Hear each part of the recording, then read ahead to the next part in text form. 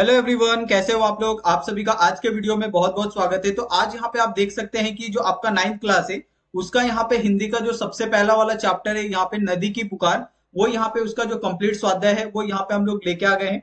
अगर आप यहाँ पे सबसे पहला क्वेश्चन देखते हो तो ये आपको बहुत सारे जो क्वेश्चन है आपको ये स्वाध्याय के ऊपर मिलेंगे। ये कैसे होते हैं कि जो आपका पार्ट होता है, जो भी आपका पोएम होता है, उसके साइड में भी आपको बहुत सारे जो प्रश्न उत्तर होते हैं वो प्रश्न पूछे होते हैं। Okay okay.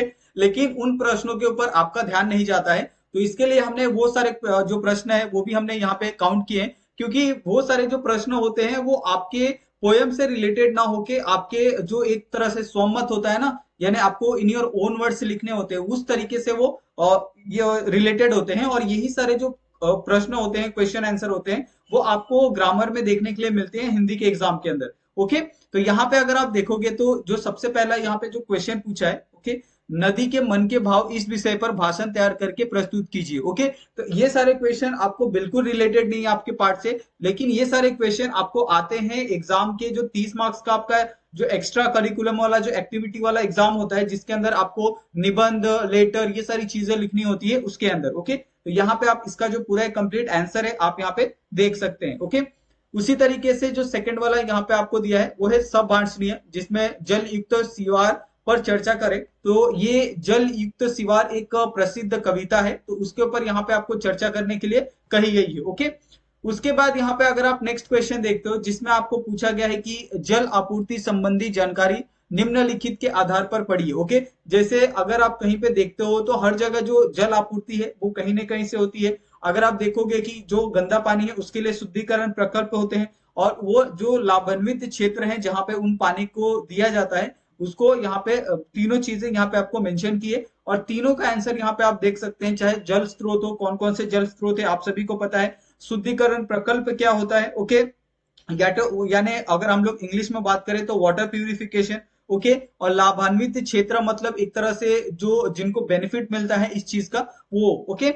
उसके बाद अगर आप यहाँ पे नेक्स्ट क्वेश्चन देखिए जिसमें पार्ट से आगे, जिसमें आपको प्रश्न पूछा गया है कि पानी की समस्या समझते हुए होली उत्सव का बदलता रूप पर अपना मत लिखिए। ओके। तो ये सारी चीजें तो आप ऐसे भी लिख सकते हो। अगर आप देखोगे कि आप बचपन में जब होली खेलते थे तब आपको कितना मजा आता था, लोग आपको सारे मोहल्ले के लोग आपके साथ होली खेलने के लिए आते थे, लोग बहुत सारे बहुत उत्साह के साथ होली खेलते थे। लेकिन आज के समय पे जो होली है वो पानी की होली कम और जो गुलालों की होली है वो ज्यादा हो गई है। लोगों का सम्मिलित होना बहुत कम हो गया है। लोग सुबह खाना पकाते हैं, खाते हैं, और वो होली का कोई कार्यक्रम देखते हैं, और देन उसके बाद वो होली का जो त्योहार है वो खत्म उनके लिए। तो ये सारी चीजें आपको आज के समय में और पहले के समय में जो बदलता उत्सव है वो आपको देखने के लिए मिलता है। ओके। उसके बाद यहाँ पे आपको नेक्स्ट जो क्वेश्चन पूछा है वो है, आपको उत्तर लिखिए अपने शब्दों में नदी की स्वाभाविक विशेषताएं। तो आपको पता है कि नदी को हम लोग अपने देश के अंदर, हिंदुस्तान के अंदर हम लोग माता के रूप में कहते हैं, क्योंकि वो जीवनदायिनी है। अगर आप देखोगे कि पूरा जो हिंदुस्तान है, ओके, वो नदियों के जाल में एक तरह से नदियों का जो जाल है उसी के कारण वो निर्भर है। चाहे आप खेती ले लो, पीने के लिए पानी ले लो, ये सारी चीजें आपको नदियों से ही मिलती है। आप समुद्र के पानी से खेती नहीं कर सकते, समुद्र के पानी का उपयोग आप अपने खाने बनाने में नहीं कर सकते, पीने के लिए नहीं कर सकते हो। तो बेसिकली जो हमारा पूरा जीवन है वो साफ पानी पे है, और साफ पानी हमें तो नदियों से ही मिलता है, तालाबों से ही मिलता है। एक तरह से हम तालाबों का पानी यूज नहीं करते क्योंकि वो गंदा हो चुका होता है, लेकिन जो नदियों का पानी होता है वो बहता हुआ पानी है और हमेशा वो स्वच्छ रहता है।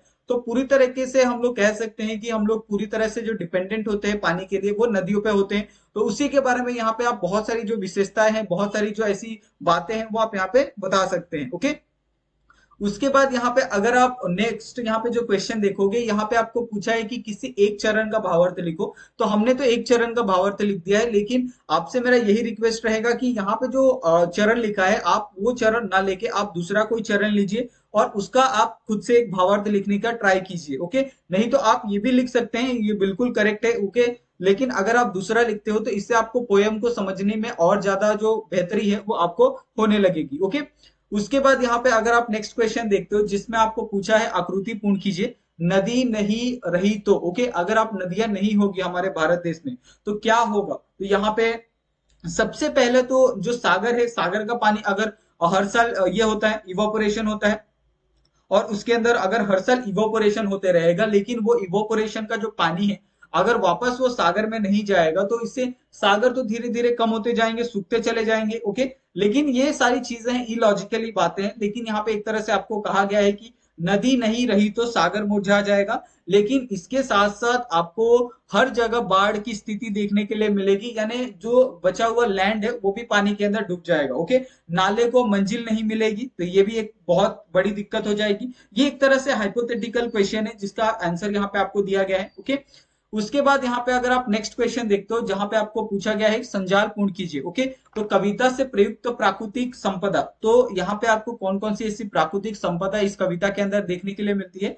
तो यहाँ पे नदी के बारे में बहुत अच्छी अच्छी जो बातें हैं, 3 यहाँ पे सेंटेंस आपको देखने के लिए मिल रहे हैं। ओके, उसके बाद यहाँ पे अगर आप नेक्स्ट क्वेश्चन देखते हो जहां पे आपको पूछा गया है कि भाषा बिंदु निम्न शब्दों के पर्यायवाची शब्द लिखिए, यानी नदी से रिलेटेड आपको 3 जो पर्यायवाची शब्द हैं जो सिमिलर होते हैं लेकिन हम लोग उसको अलग अलग नाम से बोलते हैं, जैसे नदी हो गया सरिता, तटिनी, सरिता।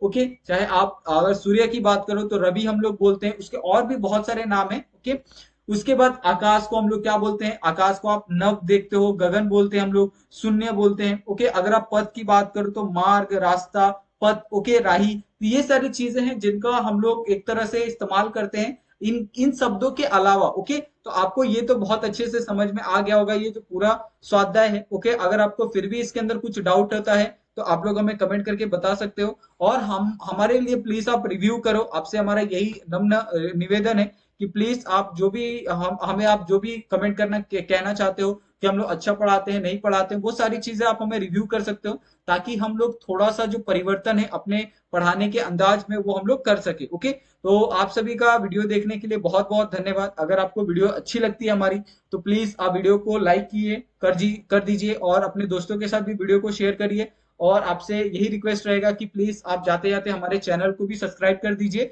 और हमें सपोर्ट करिए। थैंक यू सो मच, मिलते हैं हम लोग नेक्स्ट वीडियो में। Thank you so much.